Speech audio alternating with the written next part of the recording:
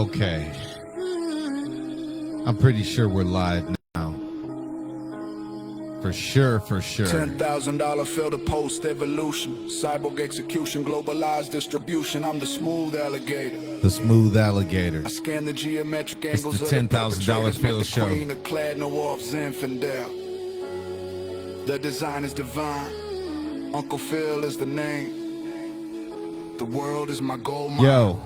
80s born Titan, Michigan bred, he dubbed Sparrow, Navy CB vet, Obsidian, flight of the Arrow. 2001, I left the fleet for the Salinas dust. A metallurgist, started trading the steel we trust. In the cold, swoboda, my I thought I'd start this one over again just to make sure everything is right. You guys are listening to $10,000 Phil. Uncle Phil. It's the $10,000 Phil show. $10,000 Phil. The high definition soul. I am from the north, gold from the south. Thought I'd let you guys listen to one of my songs. Black Slovakian, a constellation of stars, shattering the ceiling and the prison bars. Smooth alligator, globalized king. Hear the bell of future of icons ring. Smooth alligator, doom operator. I see the angles. Here comes verse 2. 2010 birth, the bloodline ignited the flame, a phoenix in the helix, neutralizing the pain. 2017, I navigated the rain, headed to the city, your trees, my best friend on the right. Uncle Phil in the second phase, emerging into the light. He found his queen by Pohoda, an orbital design, while I was laying the fiber optic cable in line. Off Zinfandel, the revelation was grand. Met my queen from Cladno, the crown jewel of her land, a baddest cable man, a real Borche in the spirit. All right, I can see the chat is up. Only the gods can hear it. Only the gods can hear it. Now I'm the black Slovakian, boss of the Vildava, harder than the granite, hotter than the lava. I haunt the streets of Prague where the gypsies reside. Tactical distance, there's nowhere to hide. Shells and peas, I seen the grift, I seen the sleight of hand. I'm the absolute deal in a fraudulent land. They try to master P, but I'm watching the cup. A doom operator, no mortal can set me up. From the Cladno soil back to the Sacramento heat. The smooth alligator will never taste defeat. Superhero in disguise, observe the way that I move. $10,000 Phil, I got nothing to prove. Architect of the signal, the king of the ladder in the shadow of my throne. The gossip doesn't matter, Uncle Phil on the line, maintaining the connection. A black Slovakian king, absolute perfection.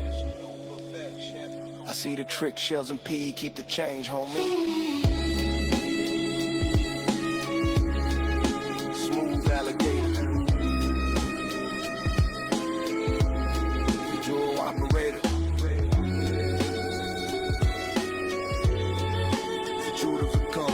Futura vacanze. Uncle Phil, I'm gone.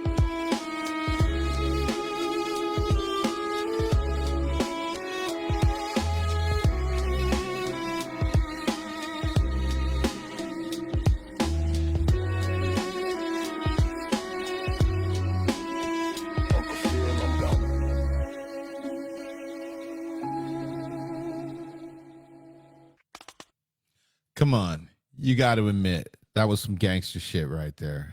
I don't care what you guys say. I love me some me.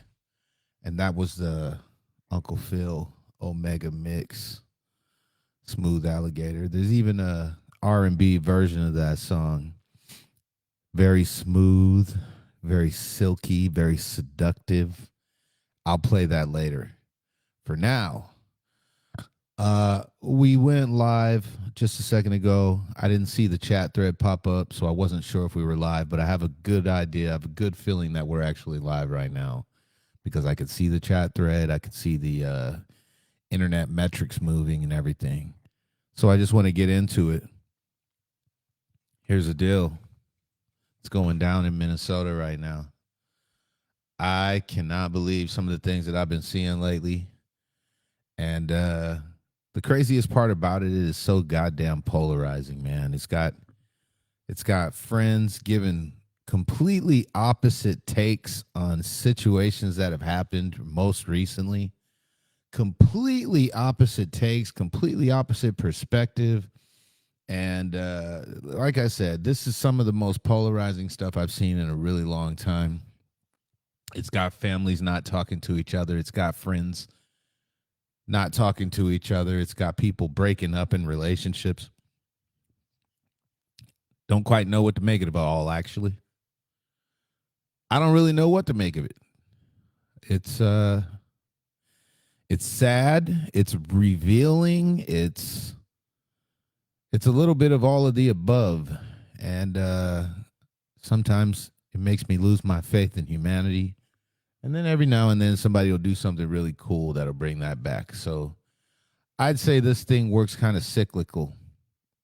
But you're listening to the $10,000 Phil podcast. And I am your host, Uncle Phil, Phil Cableman, Phil Lewis, all of the above. I am he, guilty as charged. So, what are you guys up to?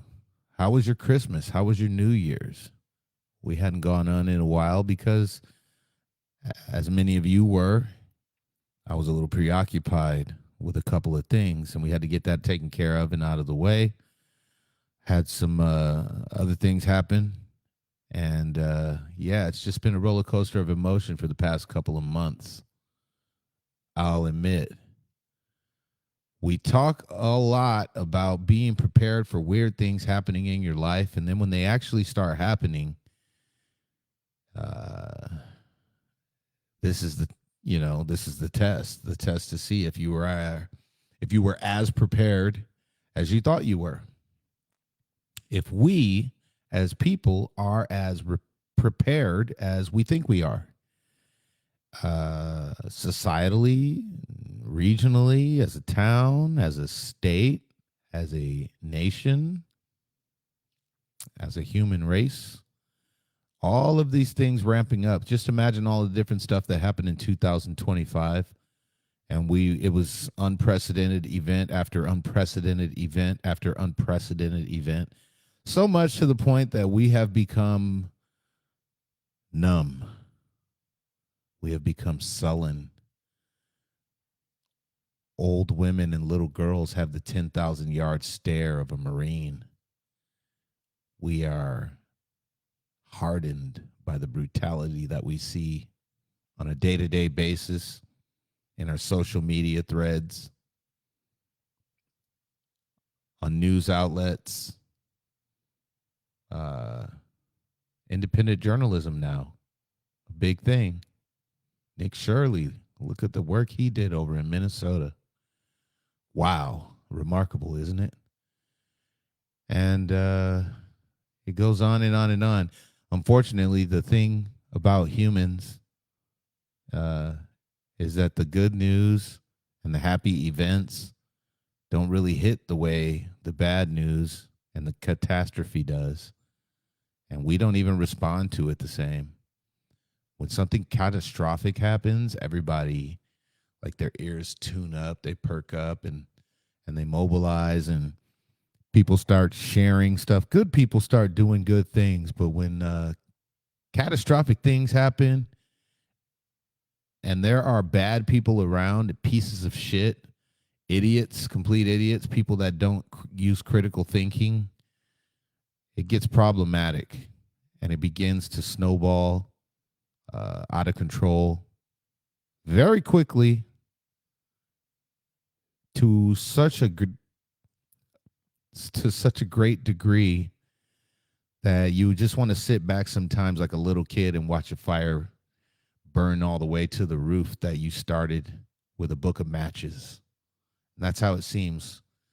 Like a small little kindling that started with a book of matches is now burning an entire city down. And again, it's the same area, the same group, same people, same situations. And it's sad. It's sad if you ask me. And I don't really have a punchline for that. There's nothing really funny to joke around about. And I can't control the world. I can't control the world. I can't control how people behave. You can't control the world. You can't control how people behave. But what we can control is how we respond to events. I was going to say how we respond to catastrophe, but it doesn't have to be catastrophe. We could just respond to life, to the universe, to stimulus, to stimuli, whatever kind of stimuli it is. How do you respond to stimulus? How do you respond to stimuli? Now, sometimes there are adverse events that happen, things that give you tests. Things come up, they seem problematic at the time. And we forget that things only last for a season. And that being said, we tend to dwell on the things that we consider problematic and we fixate on them and we become obsessed in worst cases.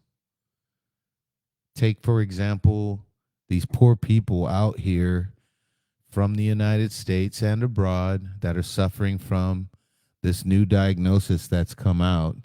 It's an epidemic sweeping across the nation. I dare say I would call it a pandemic because I'm not sure if it's viral, but it could be. I mean, it seems to have become airborne, and it's also by touch and by hearing. And if you haven't figured out what I'm talking about yet, I'm not talking about COVID. I'm talking about TDS, Trump Derangement Syndrome. It's bad, folks.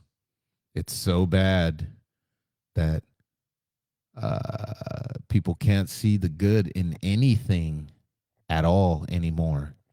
And there's a gigantic witch hunt right now for redacted photos and secret files and blacked out photos of people that may or may not exist, because all we can do is deal with what we have in front of us, the evidence and the things that we can see right in front of us, and we try not to do too much implying. We try not to fill in the blanks with things that are in our imagination or floating around, or this big word they use sometimes, speculative. We don't want to speculate. We don't want to try and add information into our brains that we classify as evidence, only to find out that this information is only speculative and it is not concrete. And it can't even be proven in some cases. And then we throw around words like 39 felonies and things like that, not knowing that every count for every felony is the same count 39 times. And it has nothing to do with rape, and it has nothing to do with sexual abuse. It's like some sort of a real estate clause or some sort of a tax code violation. It was a victimless crime, but still people like to chant those words like a mantra. 39 felonies, 39 felonies, 39 felonies. In fact, chanting words like a mantra seems to be a modus operandi for certain political groups and people when they don't have any actual points to prove. When they can't stand on their own opinion, their informed opinion, and when you ask them their opinion about something that they're standing out there holding a sign for and obviously protesting on behalf of, you ask the individual citizen, well, what is your opinion on this? Why do you feel the way you feel about said issue? What is it about this person that you hate so much? Name me a specific instance, a specific incident. Quote me the situation that you most clearly detest this person for. And the funny thing is they can never do that without losing their shit, without getting angry, without losing their temper.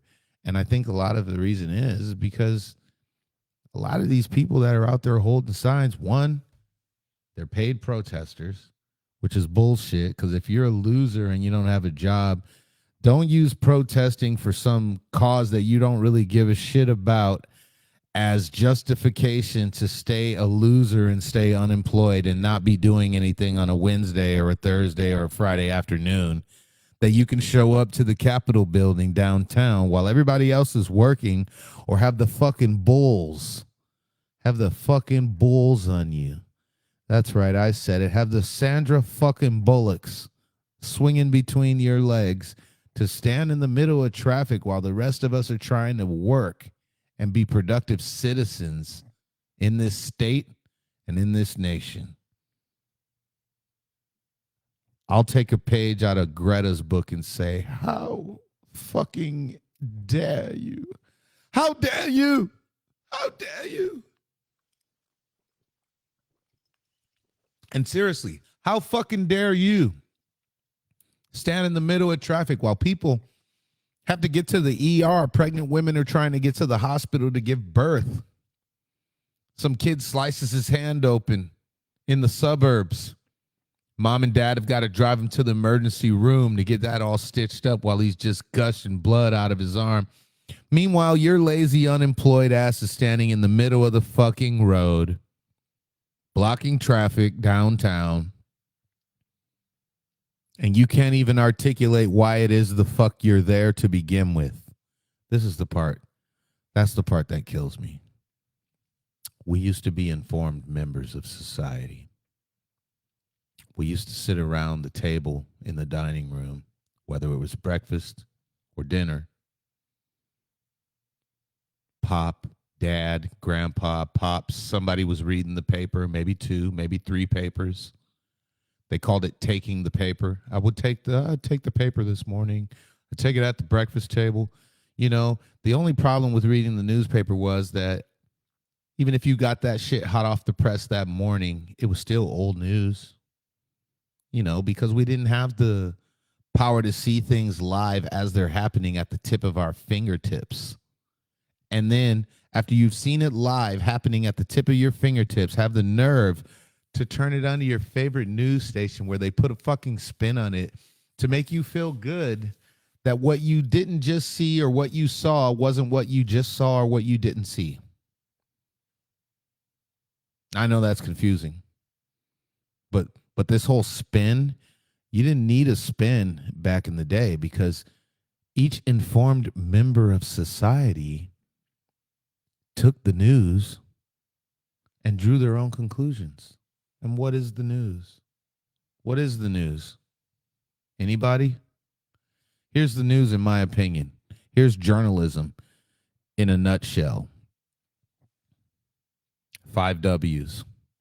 Who, what, where, when, and why. And you might not always get the answer of the why, so we substitute the why for the how if we can. Who, what, where, when, and how, if you can't figure out the why. Sometimes how, which isn't a W, it's an H, but the W is why, the fifth W. Who, what, where, when, and why. If you can report those 5 things as a journalist, then you have given the fucking news, dude. And you've left it up to other people to draw their own conclusions and become informed members of society. Where have we gone wrong, folks? What has happened?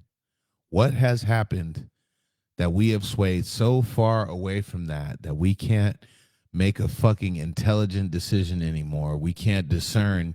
You can't watch something on TV and like pull the pertinent information out of it without letting some rainbow-haired fucking jagoff blow smoke up your ass and make you feel bad by playing your heartstrings.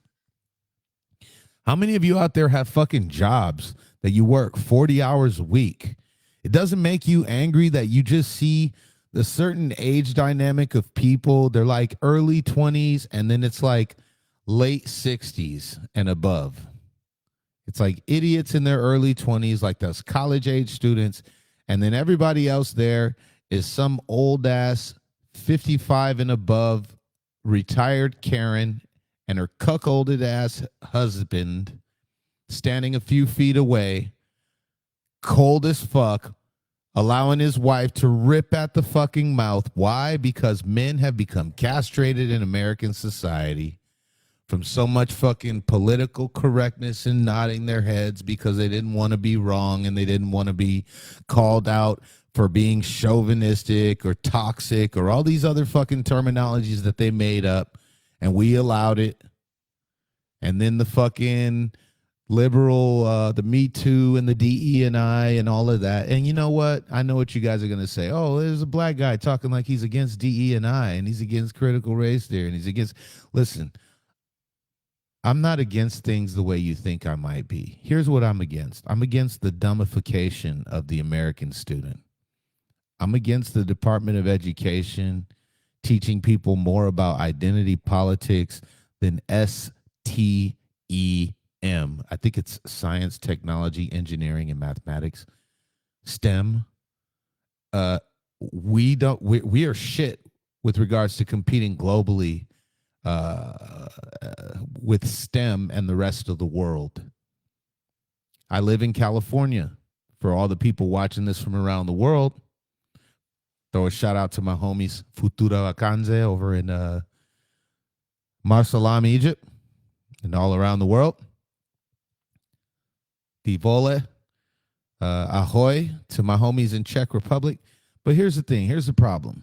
The problem is we somewhere around along the line forgot how to compete with the rest of the world in technological innovation, in technological mastery and engineering, math and science. All the innovative jobs, all the biggest, most innovative jobs in the United States of America have to do with math and science and engineering.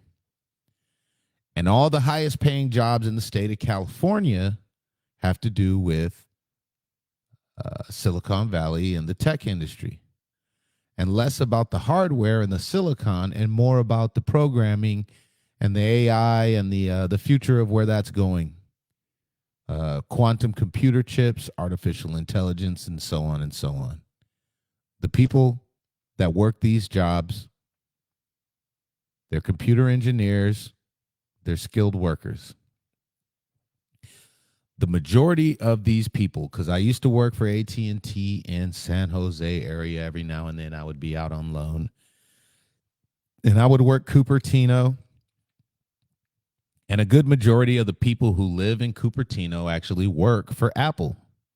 And a good majority of those workers, at least based on the houses that I did, with the many houses that I did while I was over there, I would say that a large number of those people who work at Apple, who live in Cupertino, were Asian. Not only were they Asian, but I ask questions and I ask around. They were Asians that possessed the H-1B work visa, which means that they aren't even American citizen ethnic Asians. These are nationality Asians, ethnic Asians. These are the people that work the highest paying jobs in our state. And we're shipping them in with work passports because the American citizens, the American people, their public school education isn't good enough for you to get that job at Netflix, at Facebook, at PayPal, at NVIDIA, at Cyberdyne Systems. I'll make one up. Any number of these places that innovate technology here in Silicon Valley, JDSU, Aris, all these companies that manufacture the things that you use, Motorola. The majority of the people that work there are Asians that possess the H-1B work visa. Why is that, America? Why is that, people? When we start asking ourselves these questions, then you'll start to seem less racist and just more journalistic, I guess. Because the question is, who has all these jobs? Where is all this money going? Because it's not going to us.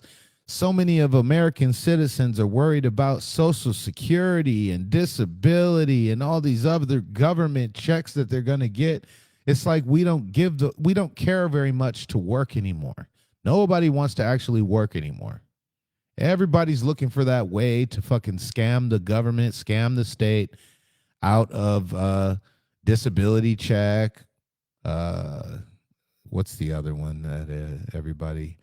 Yeah, mostly disability, accident, death, and disability, or some sort of a I got hurt at work situation, and now I don't ever want to work again. And that's funny because in certain countries, you get hurt at work. That's just par for the course. They'll tell you, well, we'd like to reinforce you being glad that we gave you a job, and that's it. That's your disability claim right there. That they just acknowledge that you're there.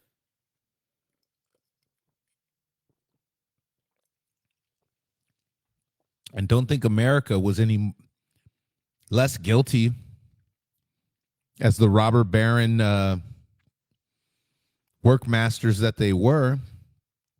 The whole reason unions exist is because of guys like Rockefeller and Carnegie and J.P. Morgan, all these ultra rich, William Randolph Hearst, all these ultra rich monopoly men type fucking billionaires that would work people 24 hours a day if they could, like slaves. If they could get away with it, they would. So, unions came and unions helped us out for a while. Then the unions got corrupt and the union reps got paid off and got fat from our dues. Everything, man. Everything eventually becomes corrupt, which is why it probably is a good idea to have term limits, because you can have someone come new into something and they'll be really good and effective for a small window. Maybe not so much in the beginning, then somewhere around the mid of their career, they hit their stride. And then at some point, they've used up their value. And if they stay any longer, it'd be like the saying about being a hero long enough to become the villain. I think that happens. That's just a fact of life, which is why we should have everything for just a season. Maybe even us. Probably isn't a good idea for everybody to live forever, because then we really would have a fucked up population issue. Who knows? Technology's changing every day. They're 3D printing hearts and lungs and ears and all kinds of shit in another 10 or 15 years. Maybe they will find that shot that they'll shoot you in the butt cheek, and next thing you know, you start looking younger again, the Fountain of Youth shot. There's some movie coming out about it right now. That should be interesting. But I see there's a couple people watching. I'm curious how you guys feel about what's going on in Minnesota. A lady was killed. Government officials are going on TV calling it a murder, which is very irresponsible and careless. Even in the court of law, you're innocent until proven guilty. Hell, there's a trial right now for a pretty boy they call Luigi Mangione. Women are writing him letters like he's Ted fucking Bundy. They deemed him innocent until proven guilty because Because the liberals like him? Because he's got curly hair and a big nose? Because he's got a thin waist and some abdominals? It's bullshit, man. You see how like selective people are when it comes to their rage? They're very selective. But here we got Luigi Mangione just popped a guy in the back of just popped a guy, broad public with a 3D printed pistol. Misfired the first time, then he cocked it back and it fired the second time. He popped him, killed him, right? And then everybody's cheering for this guy, and he's got a GoFundMe of quite a bit of money. If last I've checked, I would bother googling it right now, but whatever. Everything's kind of ass backwards now. Up is down, left is right, hot is cold. There's some sort of a satanic Wiccan spell across the land. And only people with their eyes open can see it. Only people that have been exposed to like eye-opening things and lately just been kind of studying what's happening around them. People that can see through this veil. People that have stepped out of their own little matrices. People that have stepped out of the metaphoric matrix. And woken up from this dream. They can see that something is not right. Something is not right with the people. The way we treat each other, the way we are right now, something is not right. And I'm tired of talking. I mean, I'll never be tired of talking, but I'm kind of curious on what you guys think. So if you're still listening or if you just tuned in, throw a shout out in the chat thread. Inbox me that you want the number. Call right now and I'll put you on live and tell me what your take is. Call in and tell me what you think your take is and what's happening right now, what's going on. I am very curious. I'm very interested to know what you think is happening. And in the meantime, I'm going to play the other smooth version of the this is the Ultra Cognac remix of the Smooth Alligator. This is $10,000 Phil.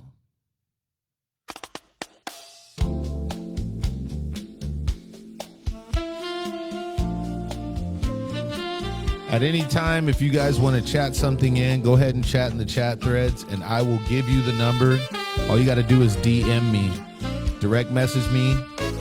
Diamond life, a velvet hand. He's a silent partner of the promised land, moving through the shadows like a ghost in silk, stronger than the whiskey, smoother than the milk. No hesitation when the stakes are high. He's got that $10,000 Phil look in his eye, a silver tongue and a golden touch. He never says a word, but he says so much from the penthouse view. What's up? How about it? Listen, guys. DM me if you want to call in live. $10,000 Phil, a smooth alligator, smooth alligator, smooth alligator.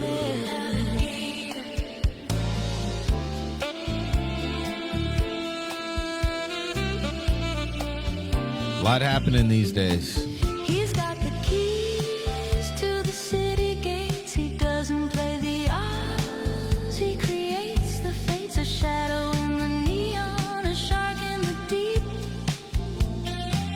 He's making moves while the others sleep. He handles the heat with a frozen grin. He knows the ending before they begin. Uncle Phil's the master, the top tier man with 10,000 ways to execute the plan. He's got the style, He's got the style. he's got the grace. He's got the grace. 10,000 pounds of cock. In every place, from the penthouse view to the street below. Hey, what's up, big dog? What's up, Mike? You need to know, cooler than Listen, a killer. I've been waiting to hear what your take is because I see you fucking with me, man. And Smooth alligator, smooth alligator. let me turn this Smooth Alligator music down. My boy Mike, man, I know you've been seeing this shit lately. And I'm gonna fade this for a second. It's interesting. So, Mike, I've been fucking with you since high school, bruh. I remember coming over the house. Once or twice. You had the tightest pit bull. Man, you had the hell of respect to all the homies at school. He was a big OG in the neighborhood. I remember we were like in 6th or 7th grade walking down that street right there just by the community center. And some guy was talking smack to you at the front doorstep of your house, man. I was across the street walking by with like 2 or 3 of my friends. We were, you know, if you were like a senior, then we were probably freshmen. And yeah, man, that guy was talking shit. And then I looked over at my friend, and then the amount of time it took for me to look at my friend and say something and look back over there, I didn't see that dude anymore. Then I look out into the street and you see some guy just flattened in the street right next to the driver's side door of the car with the head laying next to the tire. He got knocked the fuck out. I was like, man, that must be something to have a legend behind your name, I know a little bit about that, but definitely not as much as the OG. Good friend of mine too. Good friend. Anyways, I fuck with you too, man. And I can't believe sometimes some of the shit that people that we know and love and have grown up with and have lived around our hometown, Salinas, Monterey, Castroville, Prunedale. This is all kind of one big town, man. It's all one big town. And when we all went to high school together, we were all kind of rivals with each other. But the thing is there's only like one or two university and junior colleges nearby. So after high school, we all ended up kind of collecting together at the junior colleges in the area, and we became homies, man. And now we're talking 20, 30 years after all of that. We've got kids that have grown up together or are going to school together right now. Some of y'all are becoming grandparents out there. And I say Salinas, but I mean all of these areas. Salinas is the kind of place where it was not segregated. The white kids didn't live and stay with the white kids. The black people, there was only about a handful of us, and a lot of them are related, but we didn't mix and mingle all amongst ourselves like certain towns. You hear people do that. Mexicans didn't stick to themselves because Salinas and the Salinas Valley is one of those places where we all played sports together. And because we played sports together, a lot of groups mixed and mingled and got really cool with each other. And we did it way before anybody even told us to. In fact, the racist stuff, we joked about it. We would joke about gang stuff, and we would be quoting scenes from Blood In, Blood Out in the huddle while we're at football practices and stuff. It was just kind of a cool setup, which is what surprises me so much about certain people that I've grown up with, that have grown up in this integrated melting pot. All of a sudden now are on this "we are black and the world is against us" crusade. We are Latinos, we are Mexican, and it's us against the world. As if we all didn't grow up together and go through a lot of this shit together. And a lot of the black people that are saying this type of shit, they speak as if, like, living in Salinas, we were getting pulled over by police officers on some Mississippi Burning type shit. And like, y'all niggers, get up out of them cars. And you good white boy, what you doing with these niggers? And, like, string them up, goddammit. Like, man, I've been pulled over quite a few times in Monterey County. And each time I've ever had an interaction with a police officer, which is quite a few, I've managed to talk my way out of it by doing something as simple as just shutting the fuck up, showing my ID, crack the window instead of rolling it all the way down. Don't call the officer sir if you are clearly older than him. Show them as much respect as they show you, or they will give you as much respect as you give them. And pretty much if you're fucked up and doing something wrong, then that's on you. Man the fuck up, man up, own up to your shit if you're caught. Don't try and blame it on somebody else, pawn it off on the friend. Because the funny thing is these are the people that's telling you not to snitch on them when they stash some shit in your car, right? These are the people who are getting offended by people today like Charlie Kirk. These are the people who think ICE in Minnesota is wrong. These are the people who think that lady in the Honda Pilot a few days ago that went in reverse and then swerved to the left and ran into the police officer, they think that she was murdered.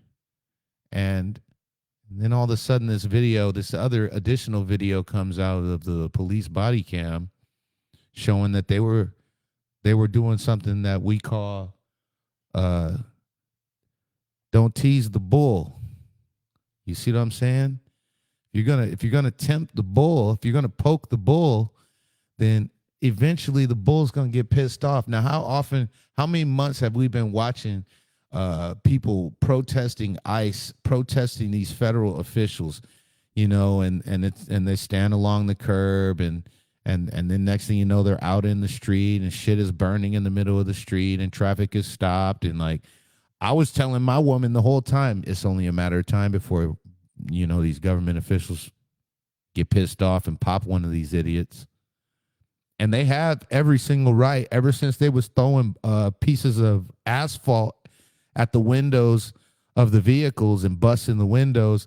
They have every right at that point to slap you fools, man. To you know, like, how much do you expect them to put up with? If this was Iraq and they're driving down the alleys in the Middle East somewhere and they're escorting some high level person or just some rich person that paid for the escorts, you know, you got a couple mercs and you pay them better than Uncle Sam pays them in the military, so they got a license to kill over there anyway, so they're like, fuck it, we'll just work for this guy and make a lot of money, right?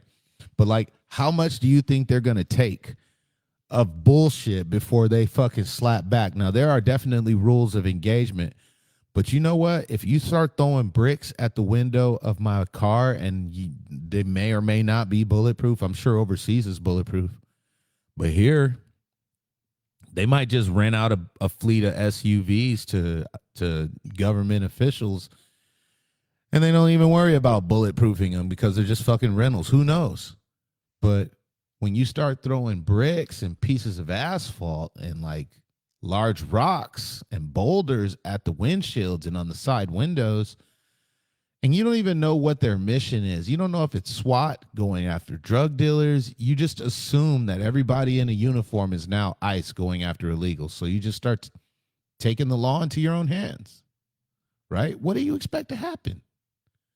Because I'll tell you right now, if this is Iraq, they will shoot you in the face. And they'll probably murder your family too to set an example, right? If this is Mother Russia, same thing. They're going to shoot you in the face and they'll probably murder your family as an example.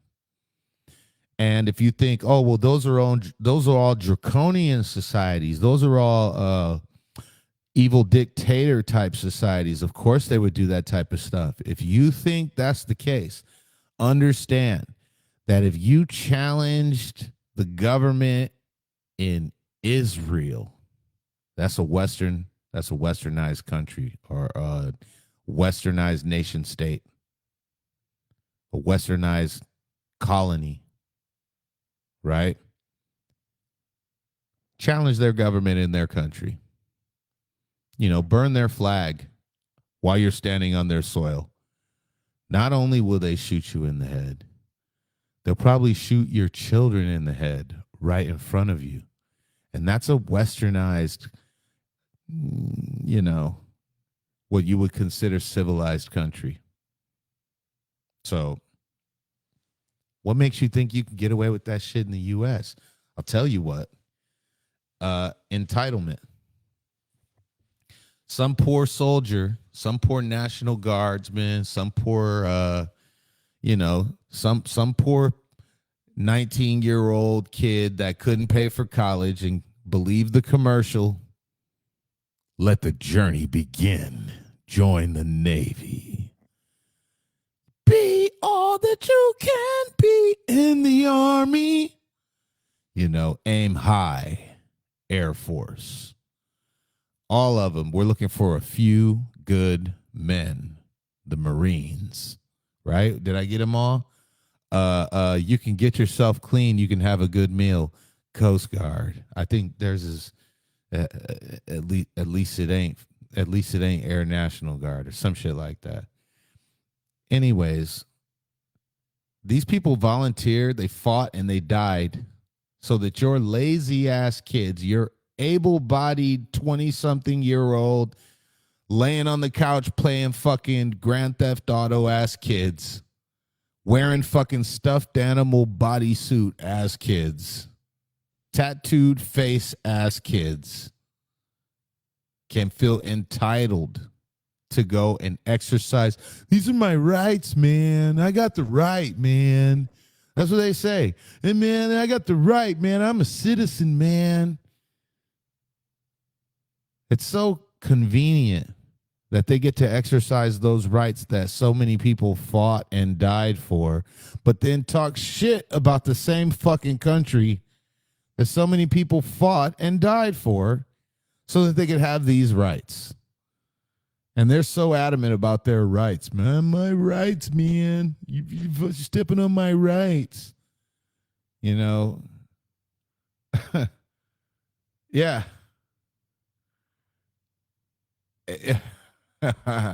This guy made a really good point. You know, he says, when George Floyd is killed, they burn the whole fucking town down. They didn't even know all the facts. But the mainstream liberal media drove the narrative real fast and poured gasoline on a tinder powder keg that was so volatile it could have went up at any point in time. And instead of de-escalating it, they wanted the watchers, they wanted the viewership. So they pour a little gasoline on that shit. They fucking highlight the people that are behaving crazy, and they don't put the camera on the people that are behaving sensibly. And before you know it, let the bodies hit the floor. Let the bodies hit the floor. Let the bodies hit the tss. There it is. You know? It's a shame that people don't see these patterns and like point it out. And then like, let's get on top of this. This is fucking bullshit. Let's rise above it. You know, here's one for all the people who think that the whole world hates Trump. I mentioned this in a couple other different streams, but I think I'll say it right now because I know people are watching. Last August, which is about 6 months ago, but it's still very fresh in my mind. Last August, I was in Africa. Last August, I was in Egypt.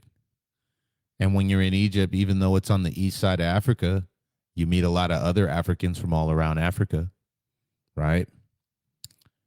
Not only was I in Africa in August, I was also in Europe. I was in Europe in August. I was in Germany. I was in Prague, Czechoslovakia. Last year, I was in 3 different continents and 4 different countries within 3 weeks. 3 continents, 4 countries, 3 weeks. I've been to like 4 different airports in 4 different countries, 3 different customs and TSAs. And the craziest part about it is the worst one in the whole world was Chicago O'Hare Airport in the United States. The worst TSA to deal with was the United States one. And I left Egypt where everybody was Muslims and they took a break for prayer. And they were still quite polite and accommodating, way more than these same people.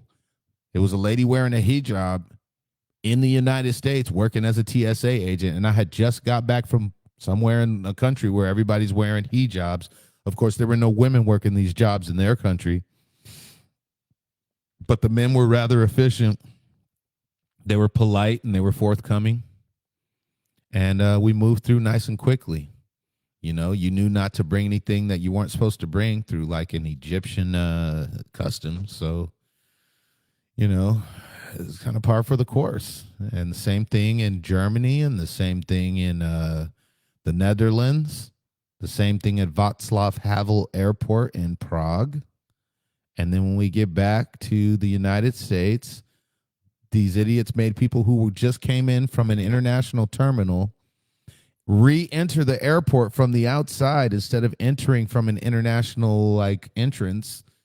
And then all of the artifacts and the gifts that I have brought all across the world, like half of my shit I had to throw away once I got to that one last fucking place in Chicago Midway Airport. Sons of bitches. And I brought my shit from Egypt to Prague, from Prague to Germany, from Germany to the United States, and then the United States gave me a big fucking deal.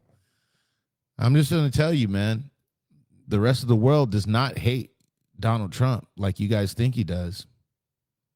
They don't. The rest of the world is not suffering from Trump derangement syndrome. They're not. They're just not. This guy has negotiated peace in like, I don't know, 6 or 7 different conflicts since he's been president this second time. He's like in a zone. He's in the pocket. And like Rachel Maddow can't fucking stand it. Anderson Cooper can't fucking stand it. MS Now, they had to change their fucking name from MSNBC to MS Now. Don Lemon lost his job over that shit. Jimmy Kimmel almost lost his job over that shit. This guy doesn't realize that there's more to life than just pleasing your wife when you're a comedian and you're a performer and you belong to the rest of the fucking world.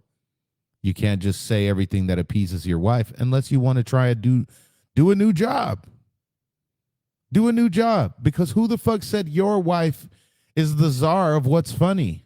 Because it's not. These fuckers aren't even funny anymore, to be completely honest, man. So I'm just trying to say, like, what's on my mind. And I'm trying to give you all a platform to speak what's on your mind, too. I know it's Friday night. Some of you got kids, but it's Friday night. You guys don't got nowhere to be. So if you got something you want to say, if you got something that's been on your mind for a while, inbox me in the comments thread right there.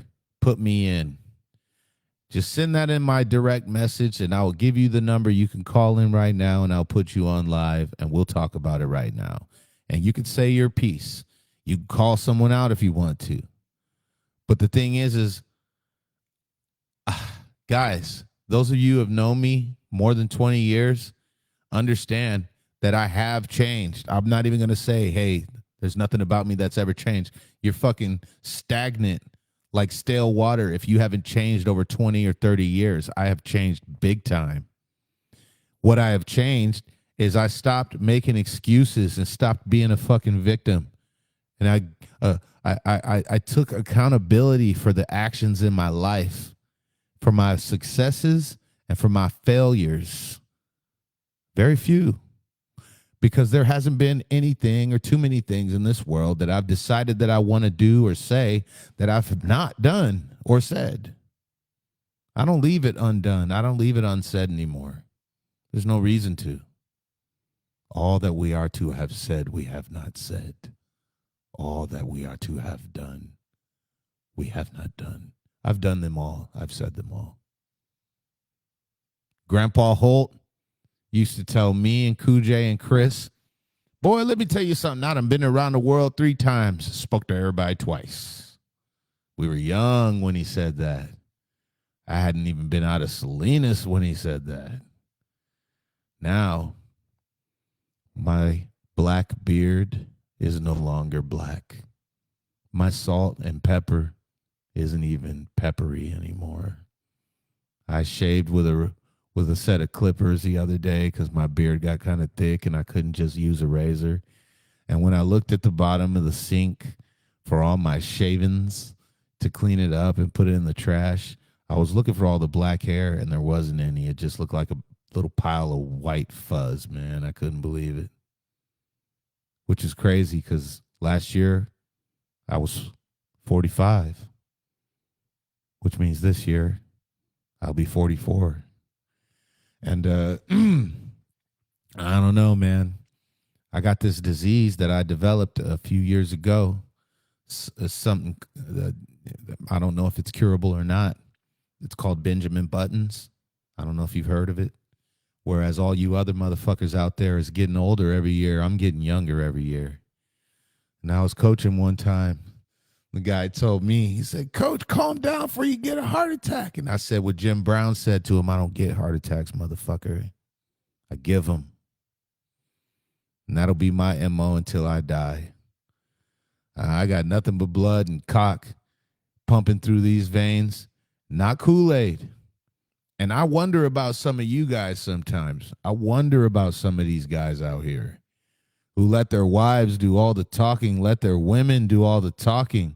Men that I respected for so many years, men that I've loved, men that I've sat there and listened to your knowledge and your wisdom and your encouragement throughout the years.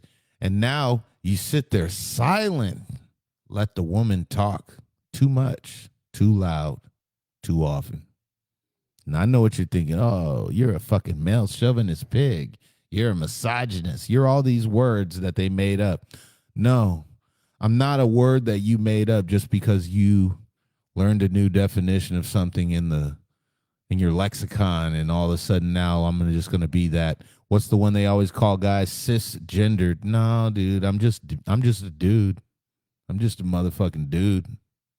You know, I'm just a G. There's no CYS at the front of it. That's some shit you guys made up, man. I'm just a dude. I'm just a motherfucking guy, man. And a lot of us out there are just motherfucking guys. We're just working guys that work and pay taxes, and we're sick and tired of our tax money going to you lazy ass motherfuckers that are able-bodied. And some of you aren't even able-bodied. Some of you are so fucking fat-bodied that you could never work. But it wasn't always that way. At some point in your lives, you weren't fat and immobile and ridiculous and gross. In Italian, fat is grosso. You weren't so fucking grosso, you know? But I see you at the grocery stores. I see you when I put 6 items in my grocery cart and I go up and they ring it up and it costs me $117 for my 6 items.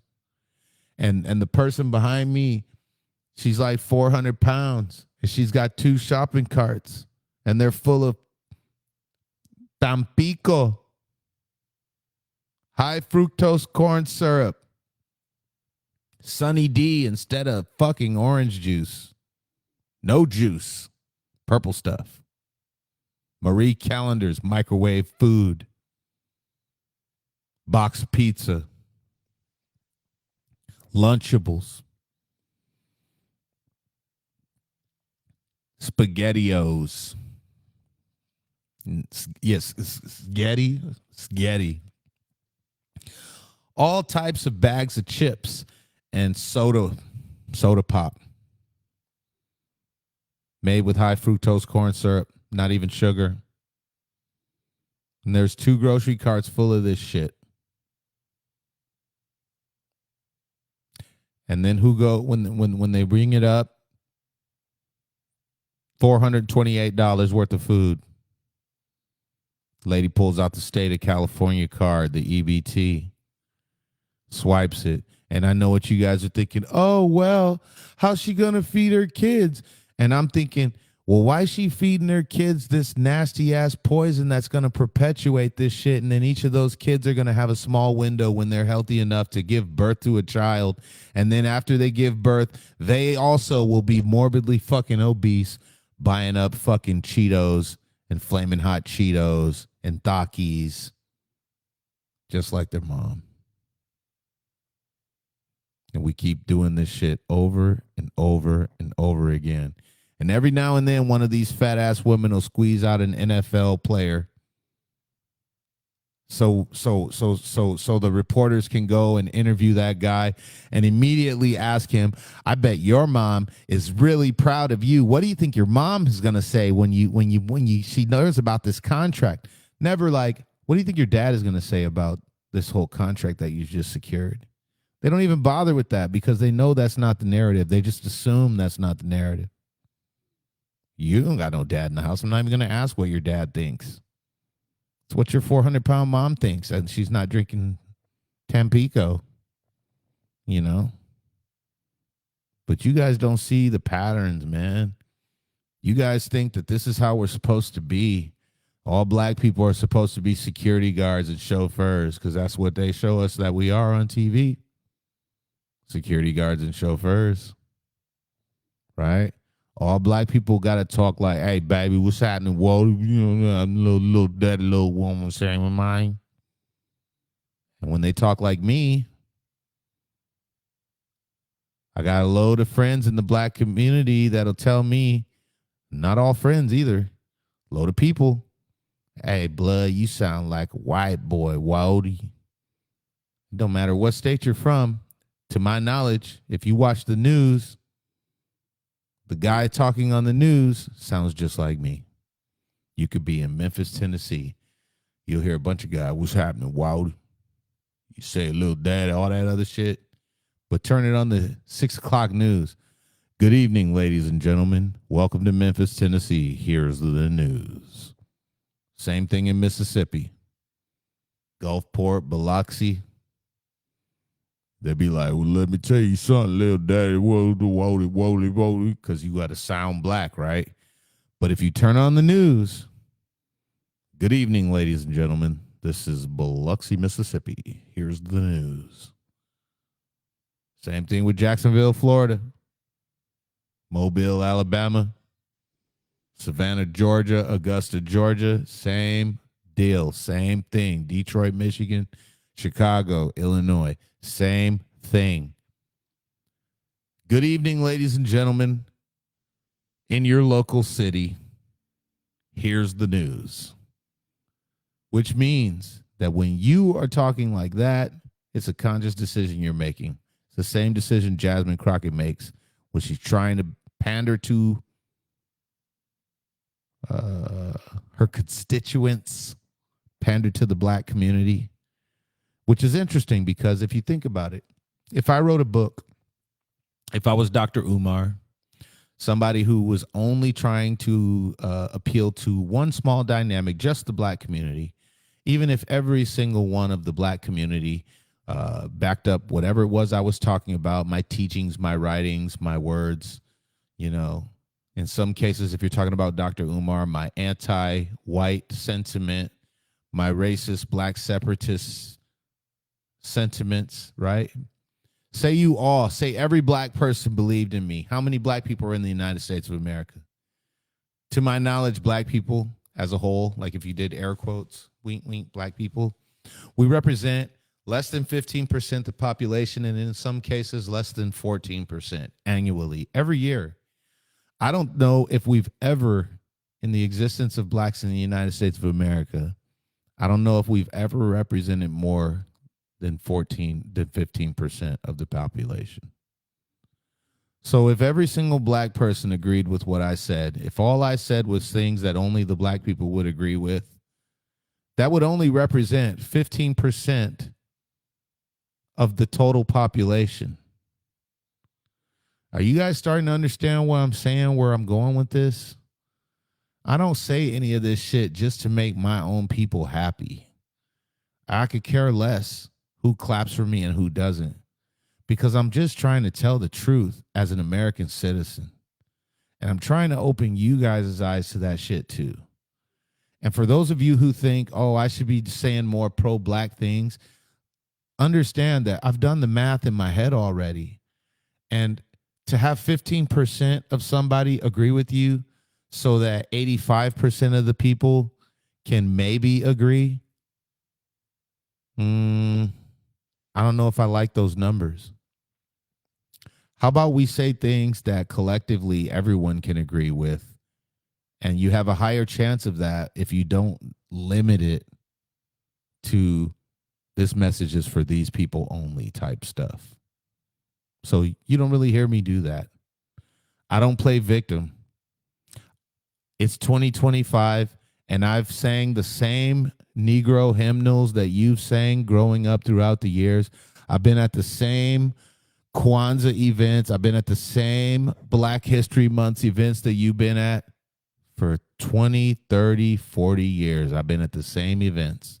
I know the same teachings and the same lessons you know. The difference is that those people that came before me, those black leaders, those people who fought in the civil rights movements, our forefathers, as we say, they did not fight and die, and in some cases lay their own lives down so that in 2025 we can sit here and debate why Blueface is a bad motherfucker, or why some little kid brings a knife to a track meet in his backpack and stabs somebody to death because of a misunderstanding and an ass whooping he was afraid to take. We can't like they would roll over in their graves if they heard that black people are debating such pointless fucking moot points. Who's better, Kendrick or Drake? And everybody has a take on that shit. Everybody's like, yo, Nipsey, that fool's a philosopher. Name me one black philosopher, though. And they're out there. The point is that we focus on things that don't have much value sometimes. And we lose focus on the things that are the most valuable sometimes. Now, I don't want to put us all into a box. That's not my goal. I'm not trying to throw us all into a box. But right now, something strange is happening societally. Out in your streets,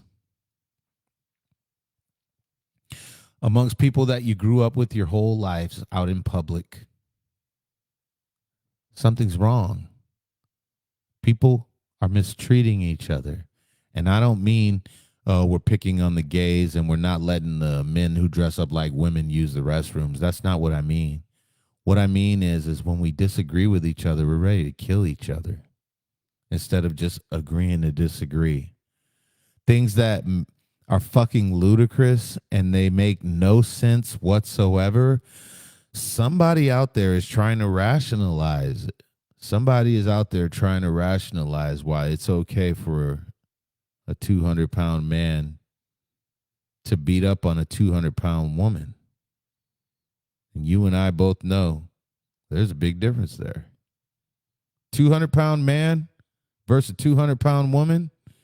I mean, proportionally speaking, usually a 200-pound man's got a little bit of size to him. And usually a 200-pound woman also has a little bit of size to her. But just not in the same way. But somebody thinks that shit is okay somewhere. Somewhere somebody thinks it's okay for a transvestite to dress up like I don't know, like some sort of a fucking demonized clown woman and then read books to children at school. Not just regular Curious George books. Not just one fish, two fish, red fish, blue fish.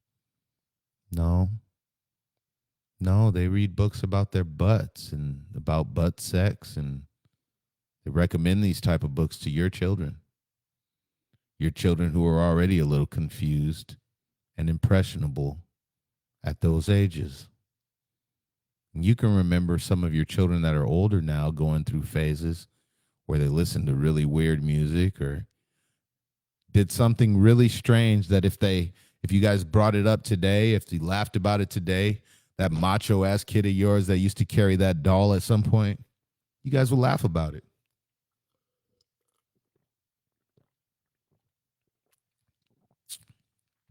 Thank God you didn't cut your son's dick and balls off just because he felt like carrying a My Buddy doll around, you know? Teddy Ruxpin. We had dolls when we were kids, too. Hell, I had a Freddy Krueger doll. Had He-Man action figures. They were dolls. Ninja Turtles, dolls. We just called them action figures, but they were fucking dolls, man. I even had a Pee Wee Herman doll with the string. Yeah. But eventually, you outgrow this type of behavior. Normal. You don't play with dolls. I don't know where we gave all this power to teachers to influence your children at school. They spend 6 hours a day at school. You spend 8 hours at work. Between work and school, you're separated from your kid 16 to 18 hours a day, leaving you 8 to 10 hours, you know, between 10 to 14, 12 to 14, 8 to 14 hours with your kid in a 24-hour day. Most people don't spend that much time with their kid in a 24-hour day. So think about how much more time those teachers and those friends, those peers, those people, they're spending way more time with your children than you are. And those people you trust, that they will trust you as a parent and respect whatever your wishes are as a parent, because of the fact that our economy is so fucked up that you have to go to work and you have to spend those hours working. Otherwise, you can't feed your kids. And that's in a good situation, you know, where both parents might even have a job and there's still not enough. Both parents have to work.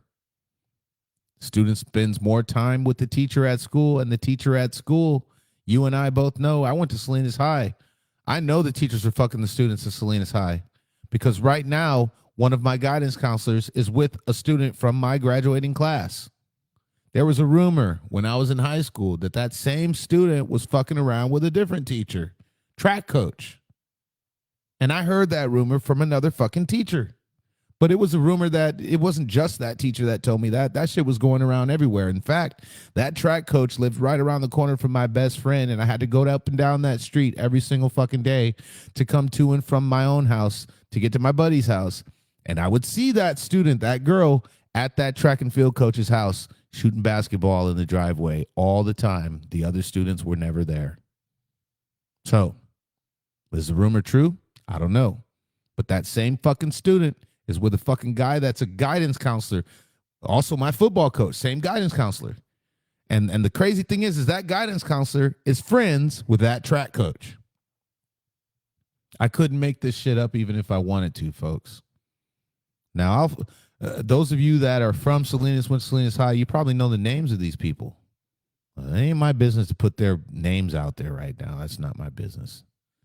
The point that I'm trying to make is that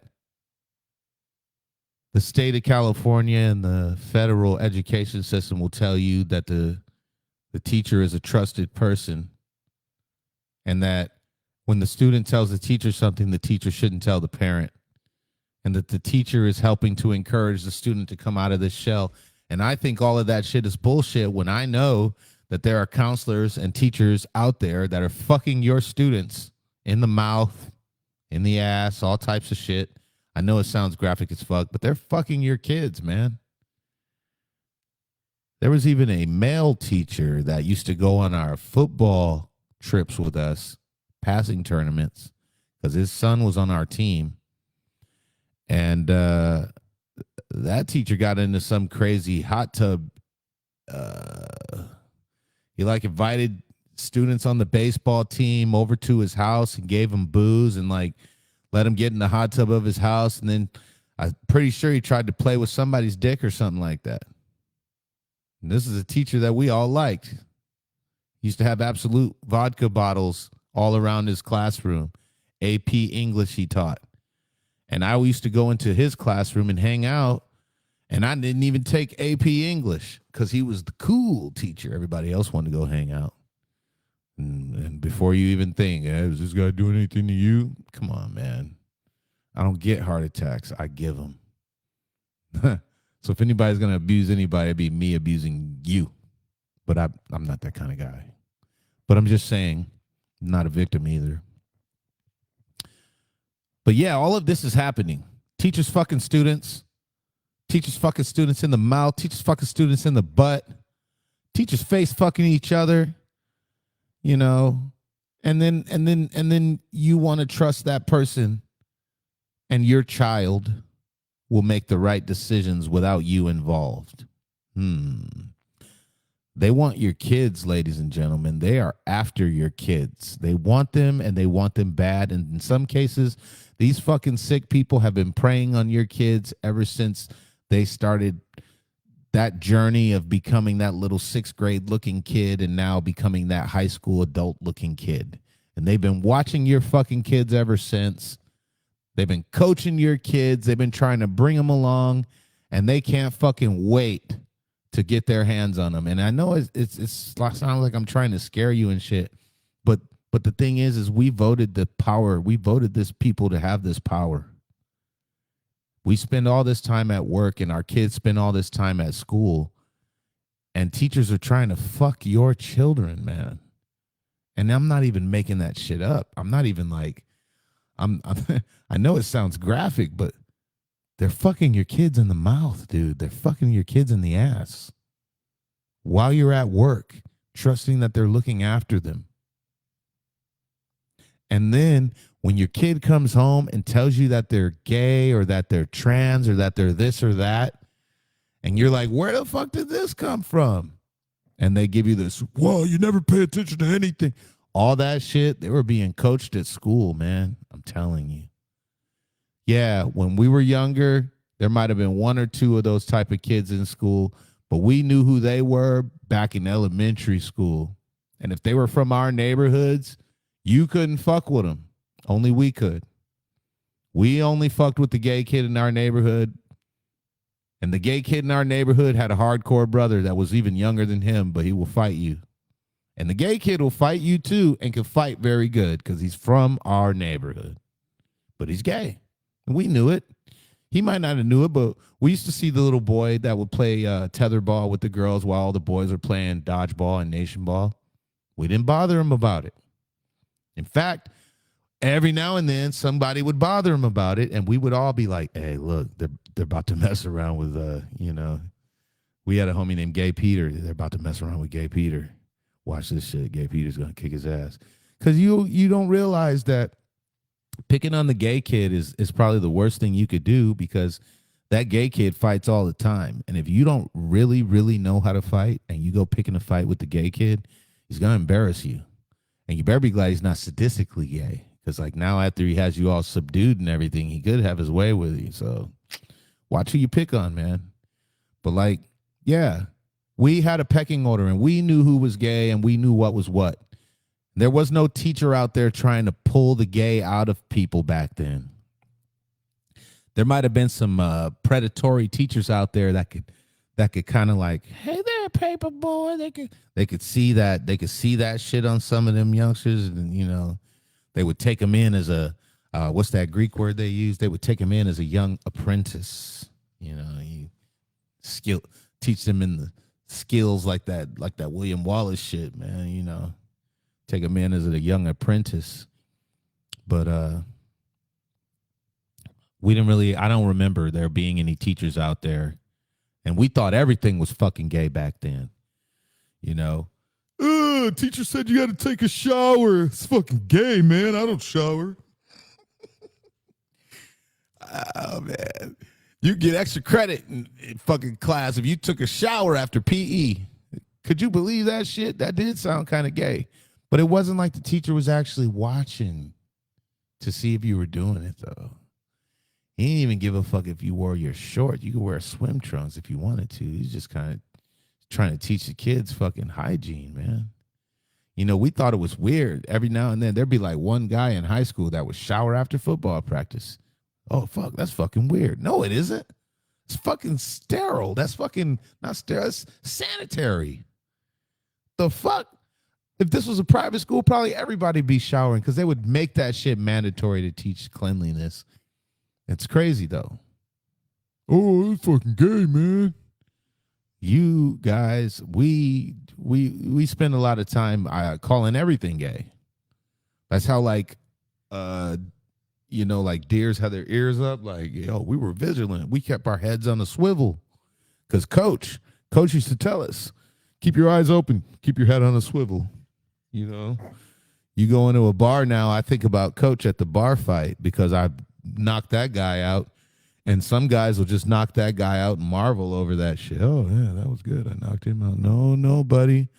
You knock that guy out, you better be ready for the next bottle swinging because I have been cut just from fixating on that person over there a little too hard, and then this person over here smacks you over the side of the head with a gigantic 20-ounce beer glass, cut your ear up a little bit.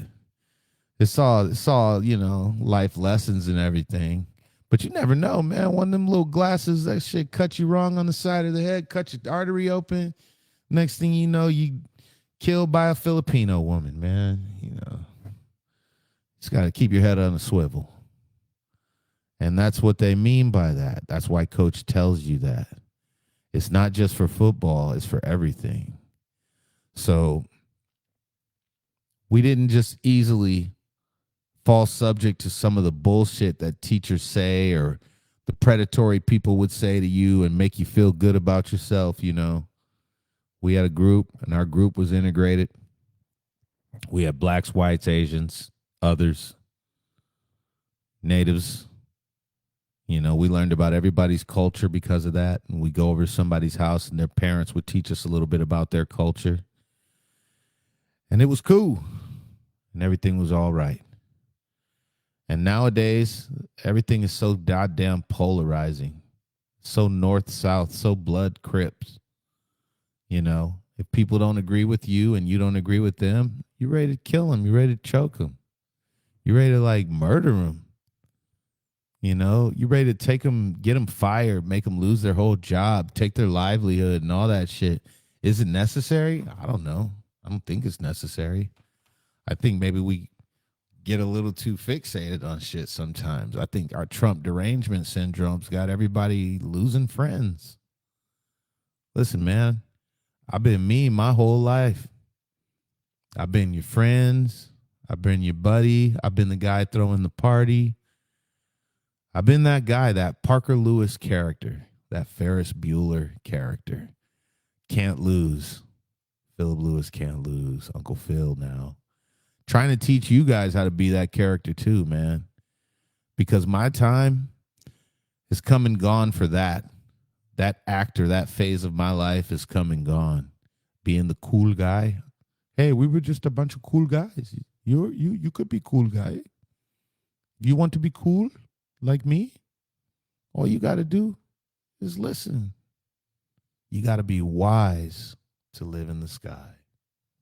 You got to be wise to even survive. That's Israel vibration, man. So how do we get past all this shit? This should be the big existential question. How do we get back to the point where we can at least just tolerate each other? Even though we made the word tolerance seem like it was negative. I don't want you to just tolerate me. I want to live. You can. You can. And you don't have to be so sad every day. And you don't have to be so angry about King Trump every day. Because I can guarantee you this. No matter how you feel about King Trump, he is not going to lose a single hour of sleep over you. Why would you lose an hour of sleep over King Trump? This man owns so much real estate in real life that he doesn't need to own all that real estate in your heads, in your brains. You're allowing him to do that. And I love King Trump. I ain't going to lie, man. If I could, I'd fucking crown him king myself. Or if he did get crowned king, I'd try and do some act so that I can get knighted. I'd be a fucking Black Lancelot ass motherfucker in Trump's court. And I say that shit just to troll you guys, man. But shit, some of it, fuck yeah, man. I'd be a fucking Black Lancelot in this court. But Rodney King said, can't we all just get along? We could. If you liberals learn how to act right. If you liberals stop acting like fucking socialist fascists, extreme liberal assholes. Conservatives, you might not agree with us and we might not agree with you. The thing is most conservatives I know will kindly and gladly sit there and have a conversation about whatever it is they believe in, whatever their stance is. They'll have a conversation with you about it. Liberal people, they'll give you all but about 15 seconds of regular conversation. After that, it's shout, let it all out. Because for a lot of the liberal people, for a lot of the democratic-minded people, for a lot of these people, it's all about making excuses, playing victim, and parroting, and I say parroting like, "Rah, Polly want a cracker," like a parrot. They parrot the same thing they hear from the people that are telling them how they should feel. And then when you ask them about that statement, like, what do you have that supports that statement of how you feel, or why are you saying what you're saying? Then it's well, they really don't know how to define how it is they feel, because one, a lot of these people are paid protesters, and two, a lot of these people are no longer informed members of society that are capable of critical thinking. And that's the sad part right there, because critical thinking is how we got here. And if you can't do that, son of a bitch, you know, I don't know what to say. So I guess I'll leave you guys with this. Be good to each other. Be really good to each other. No. Be excellent to one another.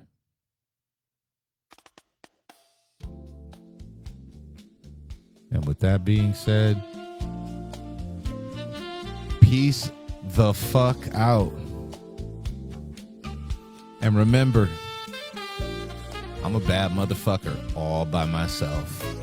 Diamond life, a velvet hand. He's a silent partner of the promised land, moving through the shadows like a ghost in silk.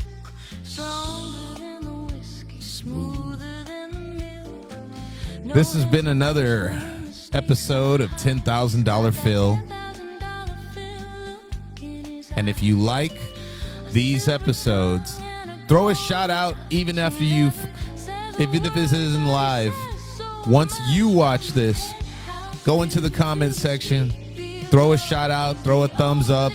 Let me know where you're watching this from. Represent your hood, represent your family. Throw a shout out to somebody that's on the chat that you might know, and be a smooth alligator. Just like me.